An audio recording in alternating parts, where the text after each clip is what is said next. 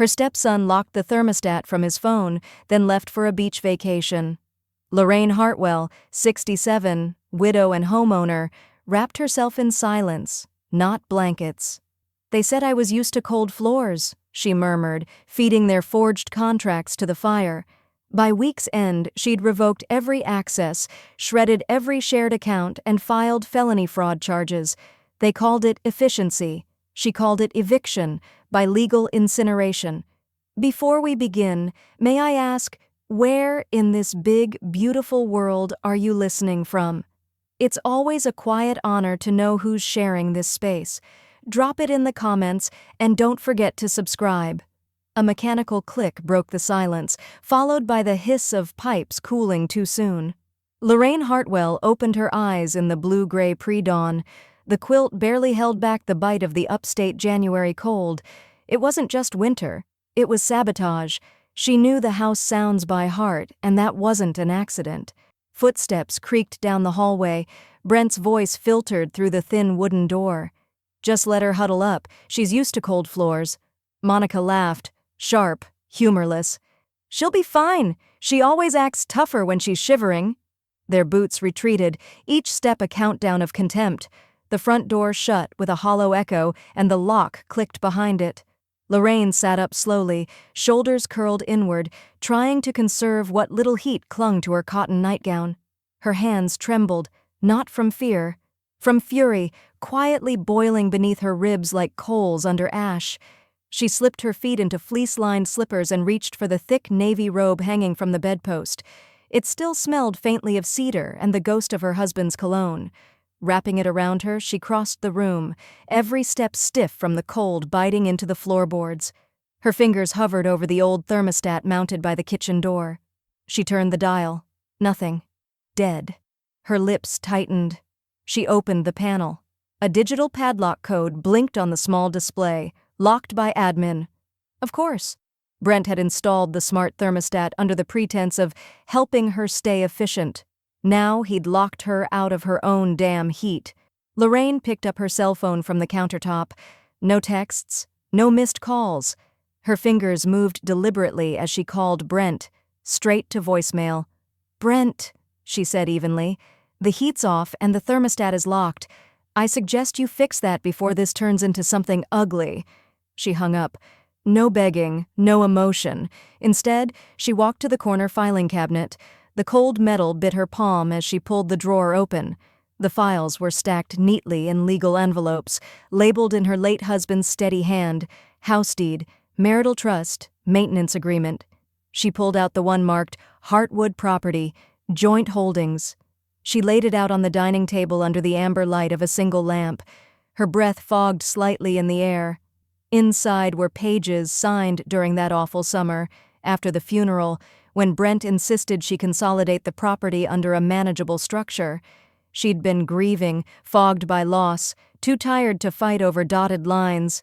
But now, reading with cold hands and clearer eyes, she noticed the details: Brent's name, Monica's name, and hers, still listed as primary resident and legal occupant, with shared control limited to maintenance, emergency action, and financial oversight. That last line. It glowed like a match-tip in her mind. She reached for a highlighter from the pencil jar near the phone. Pale yellow swept across the clause. Any alterations to essential utilities must be jointly approved by all listed signees. She kept going. Line after line she underlined in silence, breath tight and steady. No occupant may be forcibly removed without due legal process. Right to revoke maintenance authority remains solely with primary resident. Lorraine leaned back. The heat hadn't returned, but a different warmth started to stir. Not comfort, control. She opened the next drawer. Another contract. This one titled Utility Authorization, Central Hudson Gas and Electric.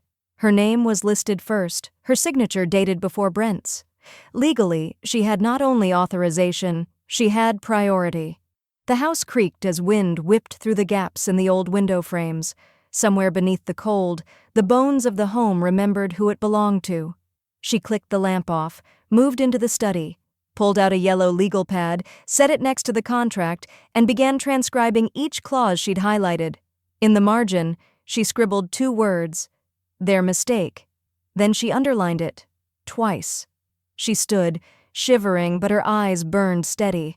From the corner of the drawer, she pulled a silver Sharpie and drew a thin line beside each name Brent and Monica had signed with. One by one, she highlighted every sentence that proved their control wasn't absolute. The cold deepened around her shoulders, but she didn't reach for a blanket. She didn't need it.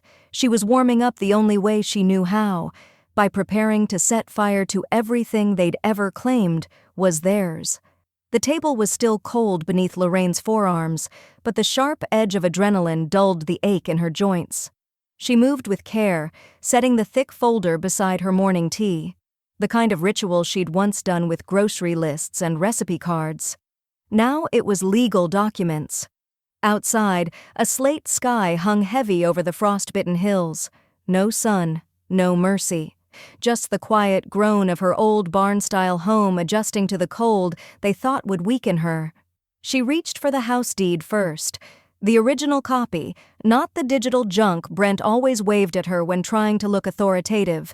The notary stamp from 1993 pressed cleanly into the corner like a quiet oath. Her name, Lorraine M. Hartwell, etched just above her husband's. Not Brent's, not Monica's. They'd never been on the deed, not once. She turned the page. The marital trust. Now this was the one Brent loved to pretend gave him power. She ran her finger down the clauses, slower now, letting the language breathe. Executor status may be transferred in the event of death, or revoked at the discretion of the surviving spouse. She paused there. Her lips twitched, almost a smile. In the margin, beside the inked witness signatures, was a name she hadn't thought of in a while. Clara Nichols. Esque. That stirred something in her. Clara had been there during the estate planning years ago, sharp-eyed, young, with a knack for reading through pretense. Lorraine hadn't needed her since, until now. She took her phone from the charger, thumb hovering, then dialed from memory. A woman picked up on the second ring. Crisp, focused. Clara Nichols. Clara, it's Lorraine Hartwell. A pause, then a soft shift in tone. Lorraine, it's been a while. They turned off the heat, locked me out of the thermostat. I think it's time I reclaim control. Quietly. Another pause, then a low chuckle. Not amused, but impressed. Well then, Clara said. Time to warm things up. Lorraine could hear her pulling files, typing rapidly. I'll draft the revocation of executor privileges. You'll need to sign it and scan it back. We'll keep it quiet until everything's moved over. I've already got the trust and deed out, Lorraine said. Utility access, too. Perfect. Brent doesn't know what he gave away when he insisted on efficiency. Clara's voice went dry. Honestly, they always forget the fine print. Lorraine closed her eyes for a moment, felt the weight of the years in her shoulders, but also something else beginning. Momentum. After she hung up, she went back to the file, pulled the energy utility agreement, printed in bold near the top. Primary account holder, Lorraine M. Hartwell.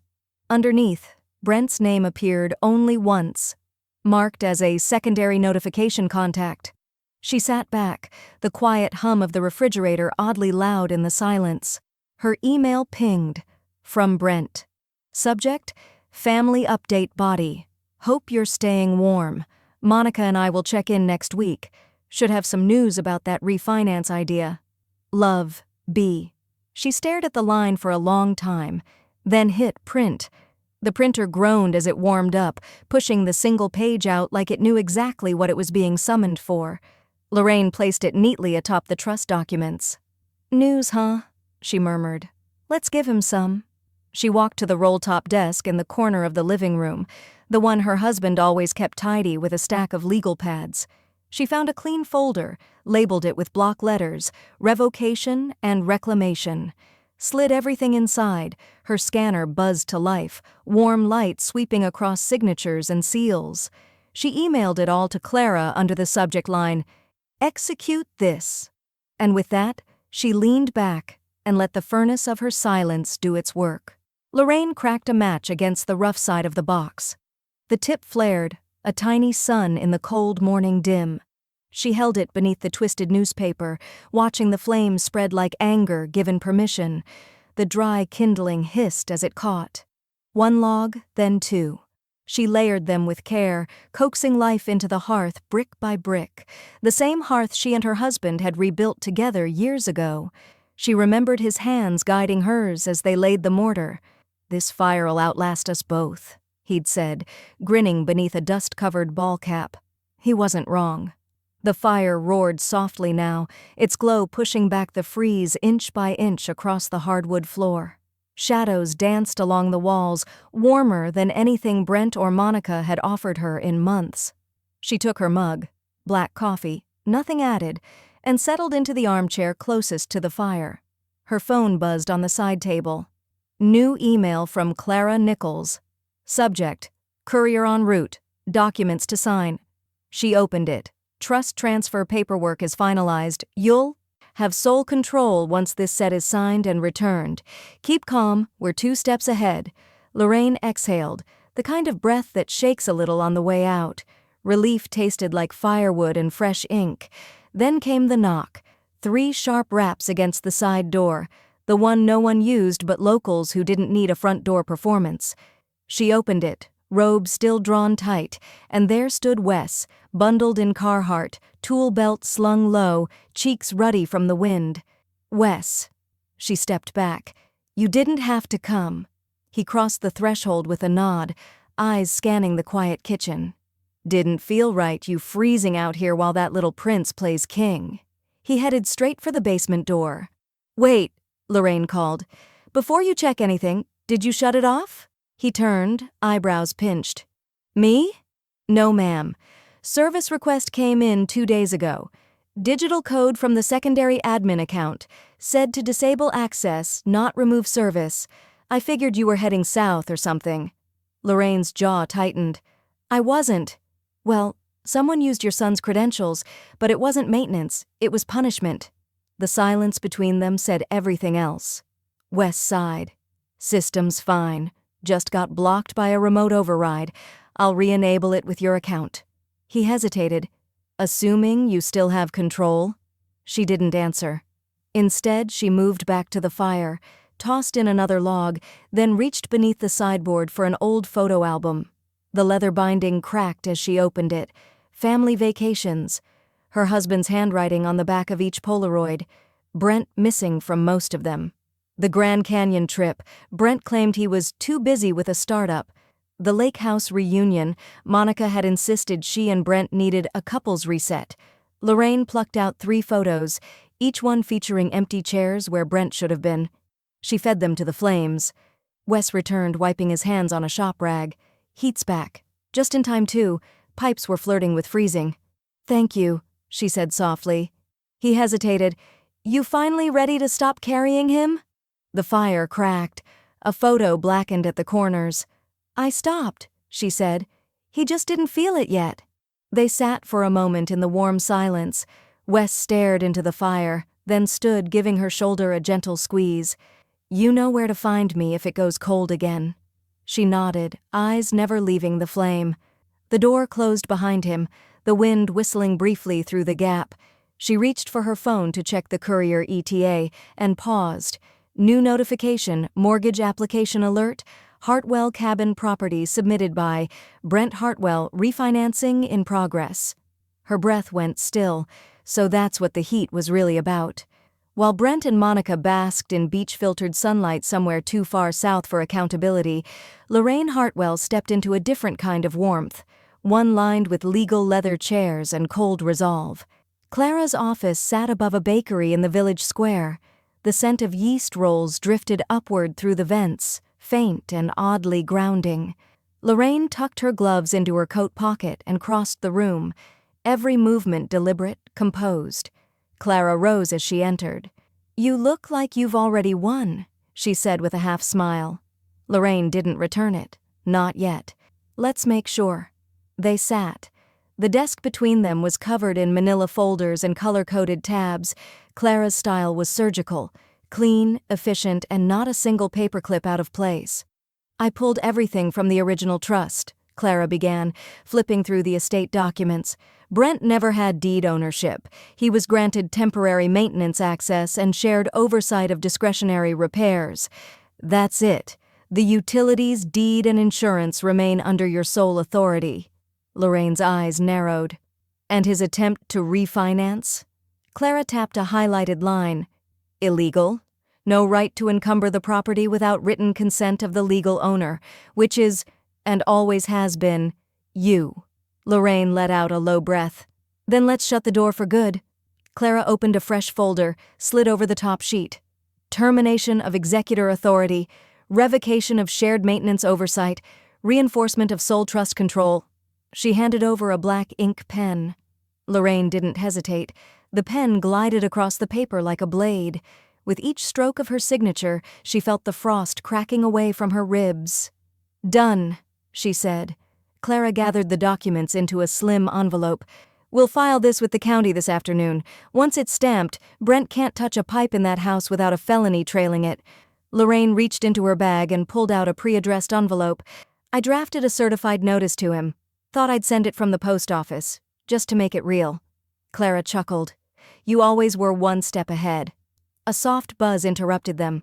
Lorraine's phone, a voice memo from Daphne. She pressed play. Lorraine, I don't care what he says. That's your house. Your roots are in those walls. Don't let their slick shoes walk all over that foundation. Your house. Your rules. Lorraine closed her eyes briefly, letting Daphne's words settle into her bones like warmth from a stove. I'm mailing this today, she said, sliding the envelope into her purse. He should have something waiting for him when they get back from their little escape. Clara raised an eyebrow. Or wherever they are. Lorraine pulled up Instagram. Brent's page, still public, careless. A photo just posted an hour ago. Brent in aviators, poolside, raising a glass of something bright orange. Caption, finally cleared some space in the family cabin. Much needed. Below it, Monica had commented with 2 champagne emojis and a single word, freedom. Lorraine didn't flinch. She simply took a screenshot, tapped the save icon. Proof didn't need to scream. It just had to wait. She tucked the phone away, the envelope in her purse, and stood with calm purpose. Let's file your part, she said to Clara. Then I'll walk mine to the post office. As she stepped into the hall, the bakery smell met her again. Sweet, fresh, clean. Behind her, Clara's voice followed softly. They think they're celebrating, but they don't know what they've cleared out of, or what's coming. The furnace clicked on with a deep, satisfied groan. Heat poured through the old vents like justice wrapped in steam. Next day, Lorraine stood still in the hallway, letting it move across her skin. Her breath didn't fog anymore. Not because the outside thawed, but because she had flipped the balance back. Wes stood in the basement doorway, brushing drywall dust from his sleeves. You're back online, no blocks. System's running clean. Legally? She asked, arching a brow. He grinned. Used your account, your ID, your property ID, signed by you.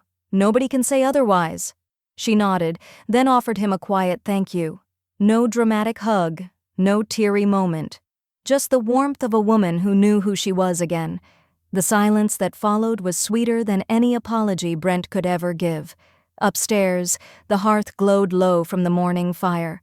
Lorraine didn't post a single photo, didn't drop a word online.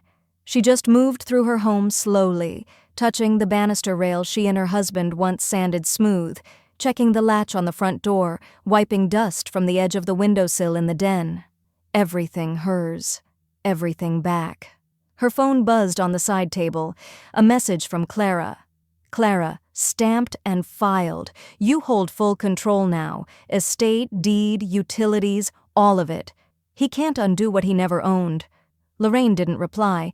Instead, she opened a new text, typed 3 words, and sent it to Daphne. Lorraine, it's done. She stood in the quiet hum of the restored house and smiled. Not wide, not giddy, just the small, knowing curl of someone who had walked through every fire and found herself still standing. The heat didn't just return to the walls, it returned to her bones. She made tea, watched snow fall soft against the window panes. No rush, no plan for revenge, not anymore, just clarity. Until the knock came. 3 sharp hits against the front gate buzzer. A pause. Then again. Lorraine rose slowly and looked through the security monitor. Monica. Parked too close to the front hedge, jacket barely zipped, mascara clinging wet at the corners. She buzzed the intercom. "The gates are locked." Monica leaned closer to the mic. "Lorraine, we need to talk." "We don't." "You can't lock us out of this house," Monica snapped, eyes darting like she was searching for cameras. "I didn't lock you out," Lorraine said, her voice quiet but steel-edged. "You were never in." She pressed the button that killed the feed and walked back inside, kettle hissing gently behind her. 5 minutes later, her phone rang. Brent. She picked up and held the phone without a word. "You think this is funny?" His voice was already at full boil. "You can't block us from the property. This whole thing is over," she said, cutting him off. "You're off the contract. Permanently." "What are you talking about?" he barked. "You forfeited control the moment you used my home as leverage," she said evenly. "You're not just cut off, Brent. You're deleted." He made a noise, something between a scoff and a growl, but she hung up before it could turn into more. The line went dead. Lorraine walked back into the study. The fireplace still held a few glowing embers. She reached for the drawer in the roll-top desk and pulled out 2 folders, one labeled BRH, Brent Hartwell, the other MNK, Monica Nichols Hartwell, each one thick with old emails, scanned bills, failed attempts to insert themselves into her life with legal sleight of hand. She sat at the desk, fed them 1 page at a time into the shredder. A low hum, a slice, a hiss, like snow melting on a stovetop. The ashes wouldn't come yet, but the erasure had begun, all except 1 folder, the only one she didn't shred. She placed it gently on the desk. Evidence. Hold for court. Clara copy. She slid it into the manila courier envelope beside her chair. If Brent ever wondered how it all vanished, this was the last paper trail he'd never see coming. Lorraine held the printout between her fingers like it was something unclean. The ink was still warm, the laser printer humming quietly in the corner of the room. She stared at the spreadsheet, rows upon rows of charges marked joint maintenance and shared repairs, all filed under her name, none of them authorized. She flipped to the 3rd page, a $3,200 HVAC inspection Lorraine never ordered. Another page, landscaping costs billed to her account during a week she hadn't even left the house. But what made her breath still wasn't the money. It was the audacity. Brent had been testing the boundaries like a child leaning on a fence post, only now the fence was electrified. She wrote across the top in red Sharpie, "Unauthorized use," then underlined it. She scanned the pages, saved them in a new folder titled Fraud Packet, and emailed them to Clara with a subject line that read simply, "Time to escalate." 20 minutes later, Clara called. No greeting, just right into the storm. "He's rerouting bills through a shared authorization code that's no longer valid. He's backdating them, too." "Can he undo anything?" Lorraine asked. Clara's voice was calm, deadly. "Not without a court order, and he's not getting one." Lorraine didn't answer. She clicked on her voicemail where an older message blinked. Monica's voice, syrupy and sharp beneath the surface. "Lorraine, it's honestly sad you're making this so difficult. These bills are family obligations, not petty accounting games. I'd hate to see this spiral into something public. Let's be civil." Lorraine held the phone to the speaker of her laptop and played the entire message while Clara listened. When it ended, Clara was quiet for a beat. Then, "Let's bury them in their own paper." Lorraine smiled faintly. "Just say where to dig." They filed the fraud complaint that afternoon. Digital copy sent to the utilities, certified hard copy sent to the county office. One more copy went into a folder marked Civil Liability, BH/MNH. Later that evening, a knock came at the back door. It was Daphne, bundled in her green wool coat and holding a heavy mason jar of something that smelled like thyme, garlic, and chicken. "I figured if you're going to take down an empire, you should have soup." Lorraine stepped aside. "You read my mind." They sat at the kitchen table, steam rising from the bowls. The kitchen was warm now, not just tolerable, but comfortable. Radiators ticking softly, windows free of frost. "Feels different in here," Daphne said between spoonfuls. "It is," Lorraine replied. "It's finally warm in here." There was something unspoken between them, an understanding of what it meant to reclaim space that had once held quiet humiliation. Daphne's eyes crinkled at the edges. "You look good in the firelight again. Like yourself." Lorraine nodded, but her gaze drifted to the sideboard where her mail sat unopened. A small stack, junk, utility statements, and one certified envelope. She rose, wiped her hands on a dish towel, and peeled the seal open. The letter inside was typed, overly formal. "To whom it may concern, I, Brent R. Hartwell, am filing a formal objection to the trust modification executed by Lorraine M. Hartwell." She didn't finish reading. She didn't need to. She folded it back into the envelope, walked to the fire, and held it just close enough to warm, not burn. He wanted a fight? He'd just confirmed he'd get one. Lorraine sat straight-backed on the worn bench outside the courtroom, fingers laced neatly in her lap, coat folded over her arm like she was waiting for a doctor's appointment, not a legal showdown. Clara paced a few feet away, reading the final briefing on her tablet, lips pressed tight, eyes razor-sharp.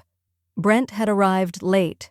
Of course, loud jacket, louder voice, Monica half a step behind, sunglasses still on like they were shielding her from responsibility. They laughed at the wrong time outside the courtroom door. Someone down the hallway turned to look. Monica smirked. Brent didn't even notice.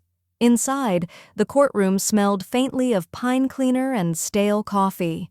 The heat hissed from vents overhead, but it felt clinical, not warm, just enough to keep people from freezing, never enough to let anyone forget they didn't belong here by choice. Lorraine took her seat beside Clara at the petitioner's table. Brent and Monica flopped down at the respondent's side like it was a parent-teacher meeting they hadn't prepped for.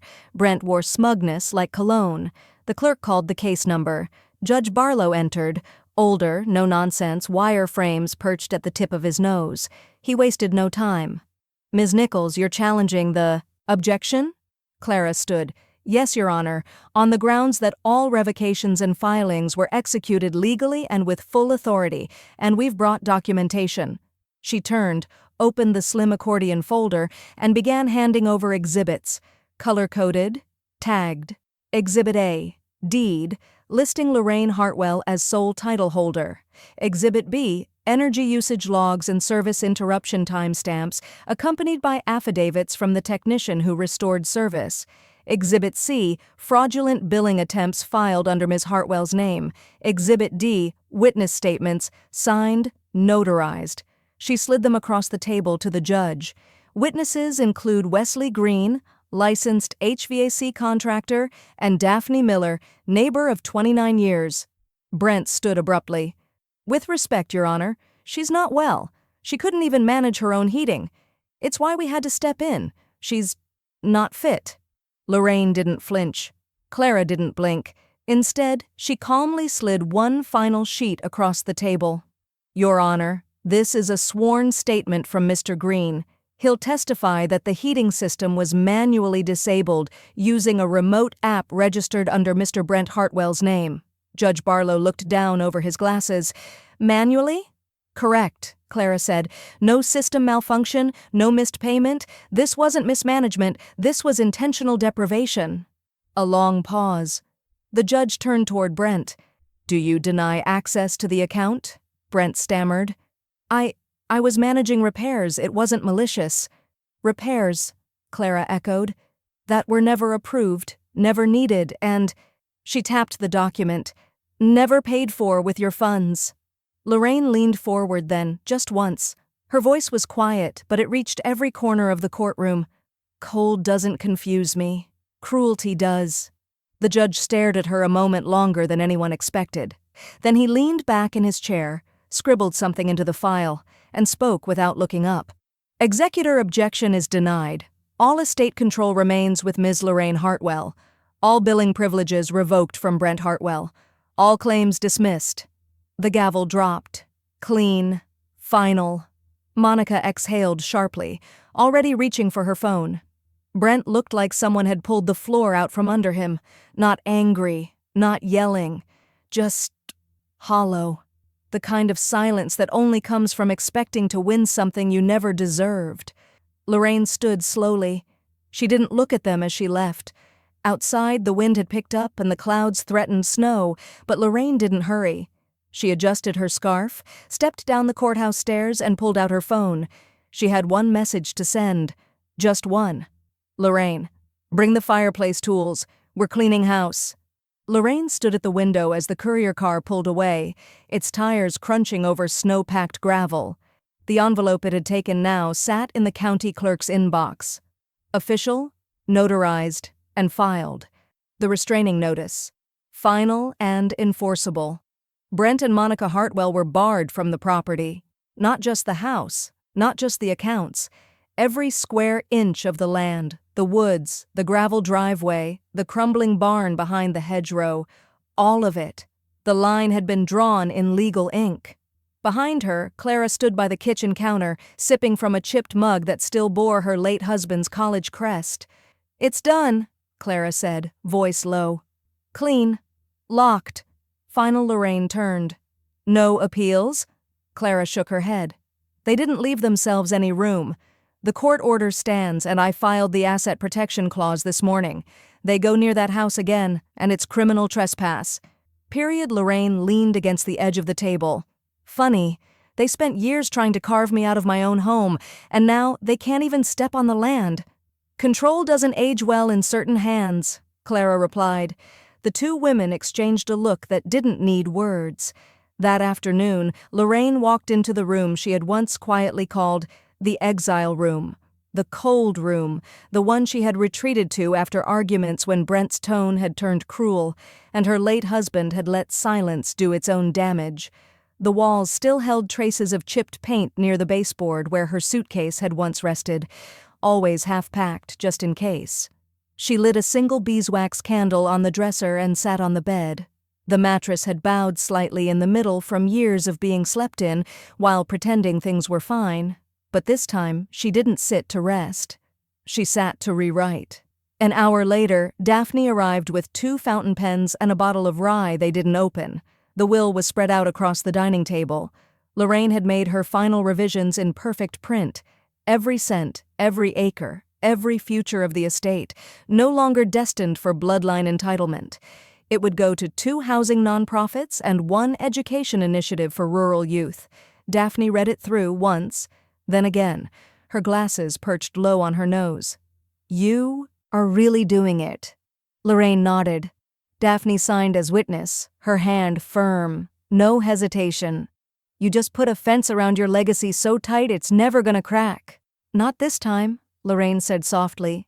She tucked the signed pages into a locking file drawer, not hidden, not buried, just secure. For the first time in decades, the idea of permanence didn't feel like a threat. Later that evening, as the fire crackled low and snow dusted the window panes, Lorraine poured herself a cup of chamomile and sat down by the fire with her phone. She hadn't checked her social media in days. She opened the app. Brent's profile had gone quiet. No updates since the court ruling. But Monica's wasn't private. She never could resist an audience. Lorraine scrolled, a blurry beach photo, captioned in white text over a gray sky. "Some people don't deserve what they marry into." 100 likes, a handful of pitying comments. Lorraine stared at it a long moment. She didn't respond. She didn't need to. She tapped the screenshot icon once, quietly, and added it to the court archive folder. The heat radiated around her, steady and low. She reached for the fireplace poker and nudged a burning log. The flame flared, hissed, then settled. Next afternoon, Lorraine stood at the threshold of the old utility room, its concrete floor slick with decades of dust, rust-streaked pipes groaning overhead. She could still hear Monica's voice in her head, that smirking lilt, "She's used to cold floors." Not anymore.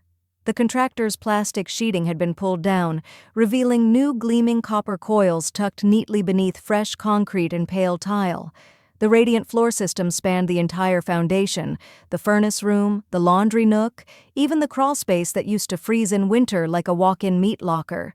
A low hum filled the room, deep and steady, like the quiet breath of something that had finally come back to life. Clara stood behind her, bundled in her camel coat, the scent of cinnamon gum trailing from her words as she laughed. "This is literal revenge warmth." Lorraine smiled. "I figured if they wanted to freeze me out, I might as well heat the bones of the place." Wes stepped out from under the low crawl with his usual grease-streaked ball cap and a grin underlined by sawdust. "Systems dialed in tight," he said, wiping his hands on an old towel. "You could melt February in here now." He looked around once more, checking gauges, flipping switches, and then nodded, satisfied. "Hell of a statement, Lorraine." She stepped aside and handed him a long cloth-covered bundle. Wes opened it slowly. Her husband's old toolbox, steel forged, etched on the inside lid in faded Sharpie. "If you fix it, you earn it." Wes didn't say anything for a while. He just ran a hand along the latch, then exhaled. He'd have wanted this to stay in use? "Thank you." "No," Lorraine said. "Thank you for fixing what mattered." Outside, wind knocked bare branches against the eaves, but the house held steady. Warm, finally, from the ground up. The next day, Clara came by with a slim folder and 2 mugs of black coffee. Lorraine met her in the front room, the fire already crackling. "Brent filed a motion to appeal," Clara said, flipping the folder open. "It's already been denied. Judge Barlow didn't even schedule a hearing." "Desperation doesn't file well," Lorraine said. She sipped her coffee, already knowing it wasn't the only reason Clara had come. Clara placed a second document on the table, crisp, 2 pages, signed and ready. Lorraine read the heading, "Land Use Transfer, Hartwell Heating Initiative." "You sure about this?" Clara asked. Lorraine didn't hesitate. "I'm giving the back 5 acres to the county for a heating aid program, low-income installations, emergency systems, rural access." She signed in 3 places, dated the form, and slid it back. "That land's been idle for years. It can finally do something." Clara smiled slowly. "Every piece they tried to take is becoming something bigger." "Let them watch it grow," Lorraine said. But as Clara began packing up, her phone pinged. She glanced at it and frowned. "What?" Lorraine asked. Clara hesitated, then tilted the screen so Lorraine could see. "Alert. Credit activity report. Attempted credit line opened. Hartwell Legacy Trust. New applicant. Brent Hartwell." Lorraine stared at the screen. "He tried to open a trust-backed credit line?" she asked, voice sharpening. "Under forged access credentials, claims he still holds limited authority as a financial steward." Clara was already typing. "That's identity-based fraud, Lorraine, and because it's tied to a trust, it's a felony." The furnace kicked on beneath them. The floor beneath Lorraine's feet warmed gently, steady rising heat from her rebuilt foundation. And still, the temperature in the room dropped. Not from the system, from her silence. "They thought this was over," Lorraine murmured. "But he's still reaching." Clara nodded. "Then we reach farther." Lorraine stood in her kitchen as the tea kettle whistled, the sound sharp and rising like pressure building in a closed room. She didn't rush to turn it off. Instead, she let it scream a little, a fitting soundtrack to the email that had just landed in her inbox. From Clara. Submitted. Forwarded to state. The fraudulent trust-backed credit line Brent had tried to open was now officially in the hands of state investigators, with timestamps, with credentials, with forged documents attached to a name that no longer held any authority. Clara had sent it all with surgical precision. In the email body, a single line. "Now we let them sweat." Lorraine poured her tea slowly, added a splash of honey, and stirred without looking down. The clink of the spoon against porcelain felt almost musical, measured, final. By the following Monday, it was done. Brent Hartwell was officially charged with 3 counts: identity fraud, attempted financial impersonation, and breach of fiduciary trust. The language in the indictment was cold, brutal, exact, a legal scalpel cutting away the last thread he thought he was holding. Monica vanished from social media within hours, Her Instagram page, once an endless loop of brunch shots, poolside smugness, and thinly veiled digs, now read, "User not found." Lorraine didn't smile. Not yet. The press release from the state attorney's office was short, but it included every humiliating detail. Brent R. Hartwell, 44, charged in connection with forged documents tied to a revoked family trust. The photo used was unflattering, a cropped DMV shot, poorly lit, his hair pushed awkwardly to one side. It landed on the local paper's site under the headline, "Trust Fund Fraud, Hartwell Charged in Property Scheme." Lorraine read the article once, then folded the page and tucked it into the same folder where she'd saved Monica's champagne emoji post, not to gloat, to remember. And still, no call, no email, no apology, nothing from Brent, nothing from Monica. Daphne came by later that afternoon, cheeks red from the wind, holding a paper bag of oranges and ginger. She said she didn't want to talk about it, then talked about it anyway.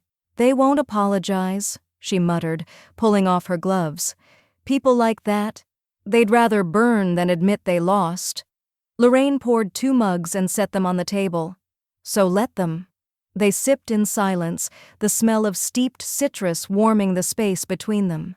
Outside, snow fell in thick flakes, slow and soundless, like the house had been wrapped in cotton. Daphne finally asked the question that had lingered in both their minds. "How's it feel? All of it? The charges, the silence, the final cut?" Lorraine thought for a long moment.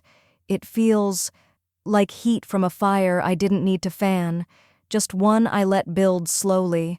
They never saw it coming because they were too busy lighting matches in my direction." She didn't say more. She didn't have to.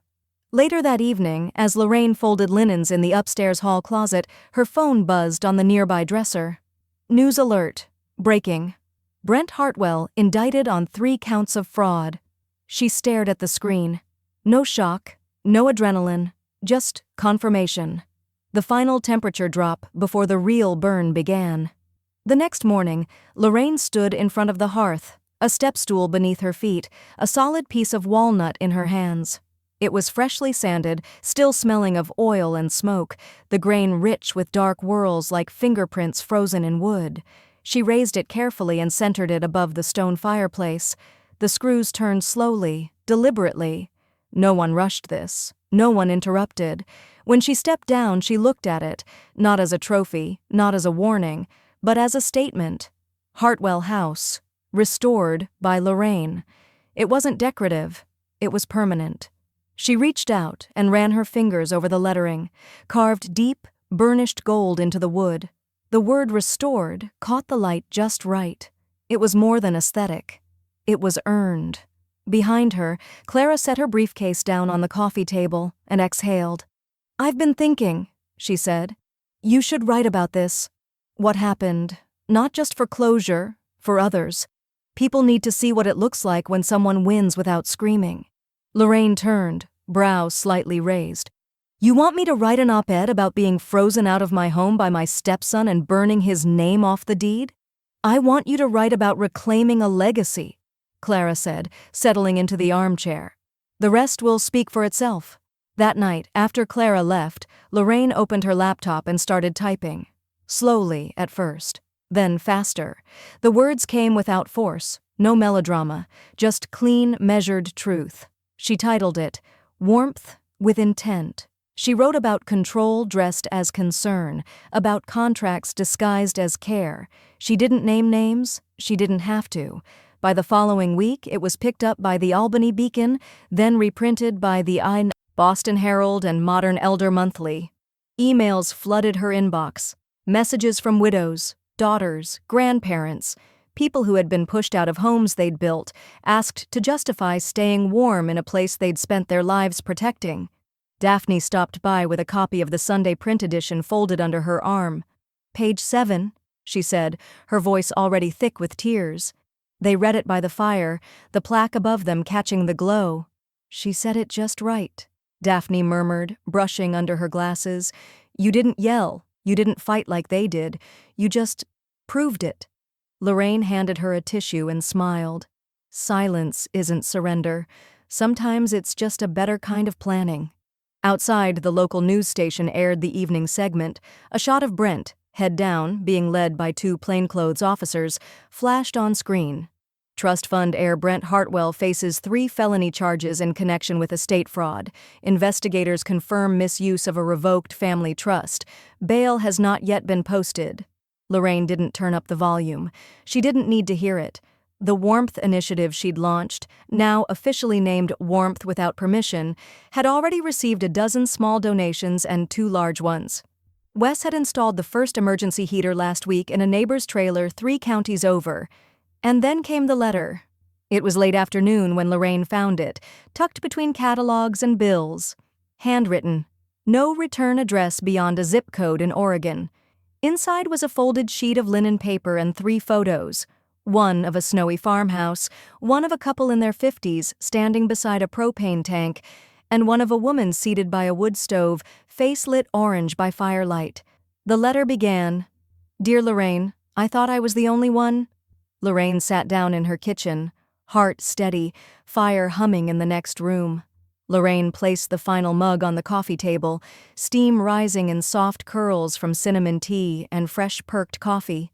The living room glowed with quiet warmth, lamplight layered over the flicker of the fire, the floor still radiating heat from the new system beneath her feet. 5 women sat around the room, strangers to one another an hour ago, now tethered by one invisible thread. Each had been coerced, dismissed, or nearly erased from the homes they'd once helped build. Clara leaned against the fireplace, legal pad balanced on one knee. Daphne poured coffee with the easy rhythm of someone who'd seen too much and still showed up smiling. "This," Lorraine said, her voice soft but unflinching, "is Warmth Without Permission." A murmur of nods, a shift in posture, no applause, just presence. That was enough. They'd come from counties over. Miriam, whose daughter-in-law filed to move her into assisted living without consent. Gloria, evicted after her brother's will was rewritten in secret. Denise, who'd paid taxes on her house for 22 years before her nephew tried to sell it out from under her. Lorraine didn't offer pity, she offered strategy. "We've created a private legal fund," Clara said. "Initial seed from Lorraine's foundation and a matching pledge from an anonymous donor." "Me," Daphne added, raising her hand. The anonymity was overrated. They all smiled. Lorraine stepped forward with a wooden tray holding a short stack of parchment-colored paper. She handed one to each woman. At the top, bold script read, "By signing this mock contract, I affirm, no one takes what we've built. No legal weight, no notarization, just a symbolic contract of solidarity." One by one, they signed. Ink on paper, hands steady. They weren't just taking something back, they were passing it forward. Afterward, they shared stories. Tears came, then laughter, then silence that didn't ache. Wes arrived near the end, quietly, as always, carrying a dented red toolbox and a handwritten address on a yellow sticky note. "Whose heater's busted?" he asked, already wiping his boots at the door. Denise raised her hand halfway. "Mine. It barely hums anymore." "I'll follow you home," Wes said. "No charge. I just ask you keep showing up for the next woman." Lorraine watched him disappear back into the snow-swept drive. Later, after the women had left and the mugs were rinsed and turned upside down on the drying rack, Clara checked her email one last time before packing up. She chuckled under her breath. "What?" Lorraine asked. Clara tilted her phone so she could see.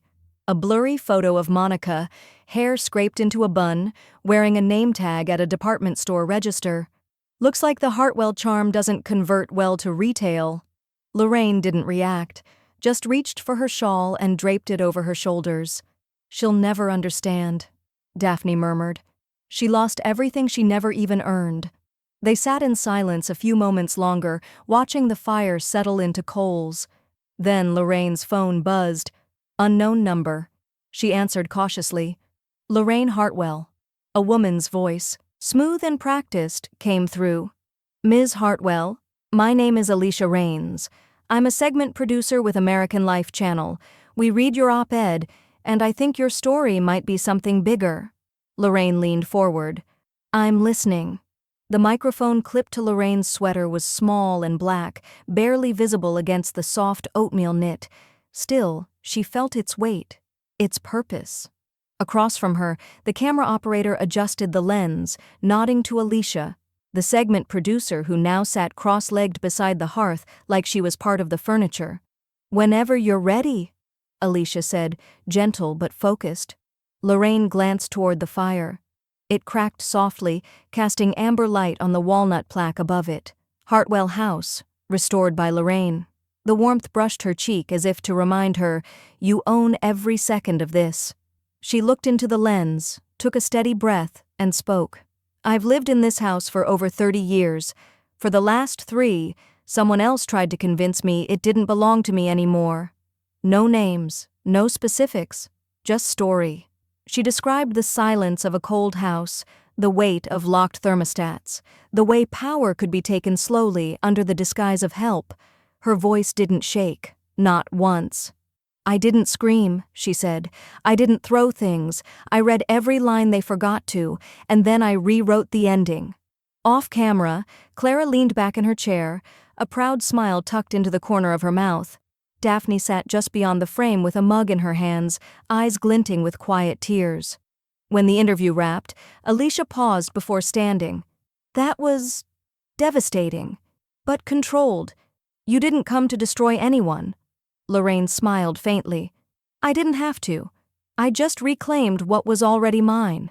By the time the interview aired, it had been trimmed to 8 perfect minutes. No names, no blame, just a story of reclamation, resolve, and warmth. It aired on a Sunday night.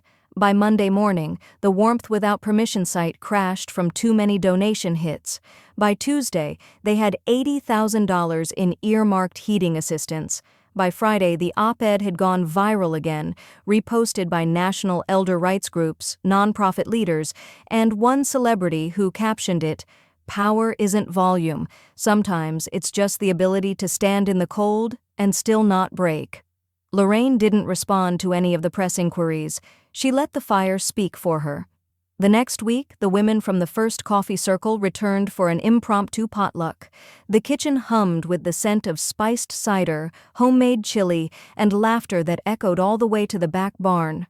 "You rewrote it all," Daphne whispered, as they stood side by side at the sink, drying dishes. Lorraine handed her a clean plate. It was overdue. That night, after everyone had gone and the fire was down to glowing embers, Lorraine returned to the study to sort through mail. A stack of donation receipts, thank you letters, and legal memos awaited her attention. But one envelope stopped her cold. No return address, no stamps, just her name in slanted block letters. She opened it slowly. Inside was a single page, typed. "I was wrong. I went too far. I lost what I didn't value soon enough to keep. I'm sorry for the heat I took away, and the warmth I never understood. No name. No signature. Just white space.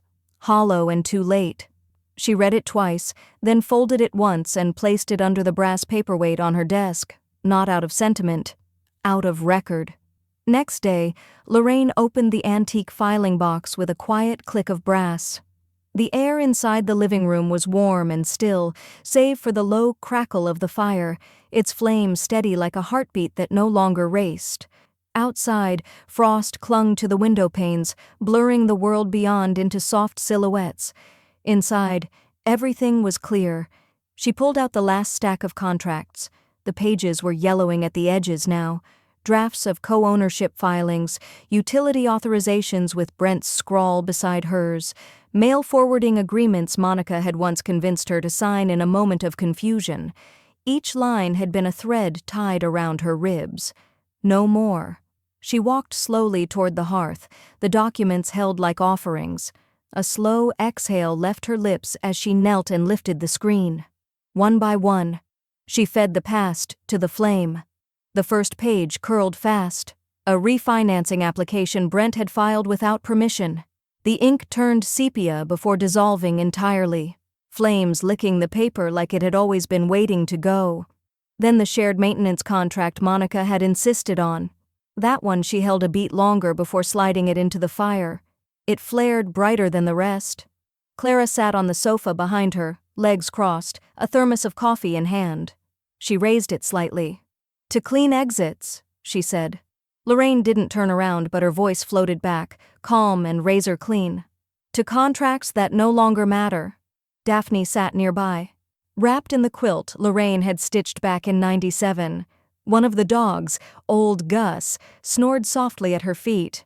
The house held a hum of comfort, not the quiet of defeat, a place that had witnessed a battle and refused to carry its scars. "I used to think your silence meant you didn't see what they were doing," Daphne said, gently rocking. "But you saw everything, didn't you?" Lorraine reached for the next paper. Her hand didn't tremble. She fed it to the flames and watched it go. "My silence wasn't surrender," she said softly. "It was a ledger." The fireplace glowed hot now, ash beginning to settle at the base. The smoke had the faintest hint of paper and cedar, the kind of scent that made you think something was being purified, not destroyed. Daphne smiled. "You could have buried them in legal drama. You chose warmth instead." "No," Lorraine said. "I chose control." Clara chuckled. "Same thing when you're holding the pen." They all sat for a while, sipping coffee and watching the fire. There was no music playing, no background noise, just breath and heat, and the sharp memory of what it had cost to reclaim both. When the last page crumbled into flame, Lorraine stood and wiped her palms on her jeans, as if shaking off the dust of a life that no longer fit. She walked to the kitchen, opened the drawer, and pulled out a fresh envelope stamped with the estate seal. Inside was the final trust closure form. All assets assigned, all loopholes sealed, no more shared authority, no contingency beneficiaries, just one line. Truster, Lorraine M. Hartwell. Status, final, closed. She placed it on the table, uncapped her pen, and signed. Her name flowed in black ink, steady as ever. Lorraine moved through the house in silence, footsteps muffled against the newly refinished hardwood. The fundraiser dinner wouldn't start for another hour, but she needed these few quiet minutes, for herself, for what this place had become. Each room was ready, candles placed, tables set with handwritten name cards from the women of warmth without permission. Glass pitchers of spiced cider waited near the windows. Folded pamphlets sat in neat rows, each bearing the title, "Reclaiming Warmth, Reclaiming Power." She paused in the living room first. A framed photograph sat on the mantel, her husband, Wes, and Daphne at a 4th of July cookout 20 years ago. Her husband's arm was slung casually around Lorraine's shoulders, a candid shot where everyone was laughing at something lost to time. Next to that, a new photo, this one taken just 2 months ago. Lorraine, surrounded by 5 women, all holding signed mock contracts. No filters, no performance, just strength. She passed the utility room next. The floor radiated low, even warmth beneath her soles. The new system purred softly, invisible and constant. She didn't need to look at the thermostat anymore. She knew how steady things had become. She opened the hallway closet and checked the donation baskets one last time. Scarves, thermal socks, prepaid heat cards. A handwritten note taped to the inside of the closet door read, "If you're cold, take what you need. No one asks. No one owes." Upstairs, the lights were dimmed just enough. She passed the old room, the exile room, where she had once curled up on a twin mattress with her coat zipped to the neck. Now it held spare coats, a thick rug, and a handmade quilt folded at the end of the bed. A sign on the door read, "Emergency comfort room, no permission needed." Lorraine stood in the doorway and inhaled slowly. This wasn't revenge anymore. This was structure, security, a future. She made her way back downstairs, her fingers trailing across the banister, polished to a satin gleam. The fire in the hearth was already lit, just enough to glow, not burn. She turned off the hallway lamps, one by one. The warm gold dimmed behind her with every step, leaving only the ambient hum of the furnace and the amber flicker of the fire. At the front door, she paused. Outside, floodlights had just kicked on, casting a soft glow across the fresh snow. And there it stood, Mounted on the iron gatepost, illuminated in brass and steel, heat maintained in honor of every woman left in the cold, Lorraine M. Hartwell Foundation. She stepped outside into the sharp night air. The sky above was a deep slate blue, the kind of color that made stars glow a little brighter. The bite of cold hit her cheeks, but it didn't touch the inside. From the distance came the sound of tires on gravel, the first guests arriving. Daphne would greet them. Clara would be at the sign-in table. Wes would be hauling folding chairs he insisted no one else could carry. Lorraine lingered a moment longer. She didn't need applause. She didn't need validation. The house was warm. The lights were steady. The paperwork was gone. Every contract that ever sought to cut her out had been shredded, ashed, or locked in her archive for court memory only. The world hadn't just turned. She had turned it. She looked back one last time. Her home stood glowing from the inside out. Nothing about it screamed, but it hummed, steady and defiant. Her hand reached for the last switch, outside floodlights fading as she turned them off one by one, all except the furnace. It hummed beneath her feet like a vow. You can't freeze someone who knows how to burn without rage. She closed the door.